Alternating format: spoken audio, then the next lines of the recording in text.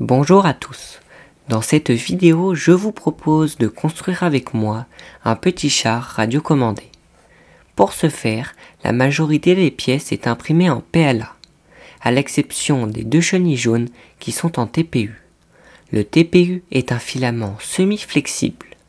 Ce char est relativement facile à construire. L'électronique est également simple. Il suffit de deux servomoteurs ordinaires de 9 grammes. Nous allons effectuer une modification sur nos deux servomoteurs pour que ceux-ci tournent sans s'arrêter. Cela permettra à notre char de se déplacer. Si vous ne le savez pas, un servomoteur peut s'orienter à 90 degrés à droite et à gauche pour un total de 180 degrés.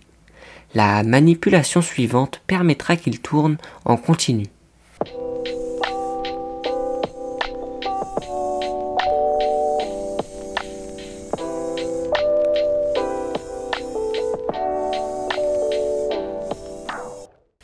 Vous venez d'apercevoir la différence entre un servomoteur normal et un servomoteur modifié.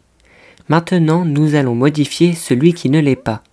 Dans un premier temps, nous allons dévisser les deux vis pour avoir accès à l'intérieur du capot. Nous allons ensuite retirer la partie supérieure du capot. Tous les engrenages du servomoteur sont à présent accessibles. Nous allons retirer le premier engrenage situé en haut. Suite à cette opération, un engrenage n'est plus maintenu par la tige et il faut prendre soin de ne pas l'égarer. Sur l'engrenage que nous avons récupéré, il va falloir couper le petit ergot qui constitue une butée et empêche ainsi le bras du servomoteur de réaliser un tour complet. Une fois l'ergot coupé, nous allons raccourcir la tige. Sur l'extrémité de celle-ci, il y a une surface plate. Cette surface plate s'emboîte normalement dans le potentiomètre placé juste en dessous et permet de connaître l'orientation du bras du servomoteur en degrés. L'engrenage ne doit plus transmettre sa position par l'intermédiaire de la tige et c'est la raison pour laquelle nous allons enlever la partie plate. Il faut néanmoins prendre garde à ne pas couper trop la tige, sans quoi l'engrenage ne sera plus maintenu. Une fois l'opération terminée, nous pouvons replacer l'engrenage dans sa position initiale et fermer le tout à l'aide du capot. La première étape de notre manipulation est terminée. Nous allons à présent démonter la partie inférieure du servomoteur. Pour faciliter l'opération, il faut décoller légèrement l'extrémité des autocollants. Il suffit ensuite de retirer la partie basse du capot. Nous allons enlever délicatement la carte électronique sur laquelle est soudé le moteur ainsi que le potentiomètre. Nous allons devoir régler le point neutre du potentiomètre. Pour ce faire, nous alimentons le servomoteur à l'aide d'une batterie par l'intermédiaire d'un contrôleur de vitesse ainsi qu'un récepteur radio pour le piloter à distance. Vous pouvez vous apercevoir que le moteur se met à tourner quand le circuit est sous tension. Je me munis alors d'un tournevis plat pour faire pivoter le potentiomètre et ainsi trouver le point où le moteur ne tourne plus. Nous pouvons ensuite mettre de la colle dans le potentiomètre pour que celui-ci ne bouge pas à l'avenir avec les vibrations. Je rajoute également de la colle chaude car je trouve que c'est la meilleure solution au long terme. Veillez bien à enlever le surplus de colle une fois celle-ci sèche, puis nous pouvons remonter tout notre servomoteur comme à l'origine.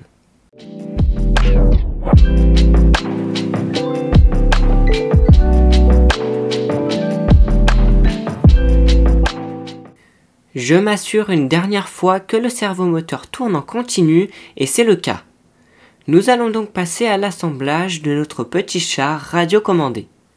Je commence par couper les ailettes des deux servomoteurs pour qu'ils soient plus compacts et je les emboîte sur le châssis.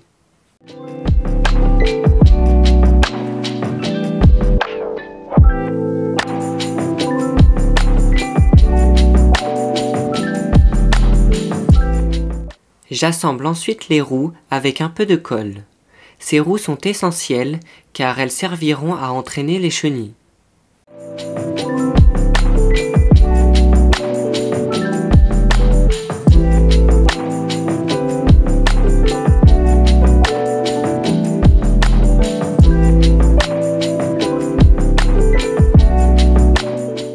Sur le bras du servomoteur, nous allons couper le surplus de matière autour de la partie ronde qui se clipse sur le pignon.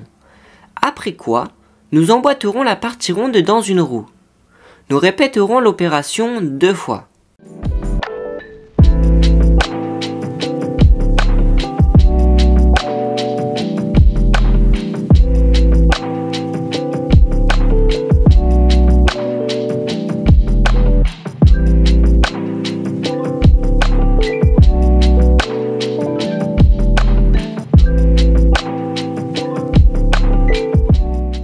Pour maintenir les roues, j'utilise des vis à bois d'un diamètre de 2 mm pour une longueur de 16 mm.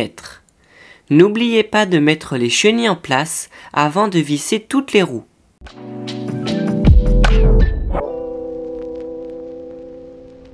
Enfin, j'ai redimensionné le capot car celui d'origine était trop petit par rapport à mon électronique et il contenait une petite caméra qui m'est inutile. Le mien accueille désormais le récepteur radio ainsi que la batterie. Avant de passer au test de ce petit char, abonnez-vous et activez la cloche des notifications pour ne pas rater les prochaines vidéos. Dites-moi également ce que vous en avez pensé en commentaire. Bricolez bien et à bientôt!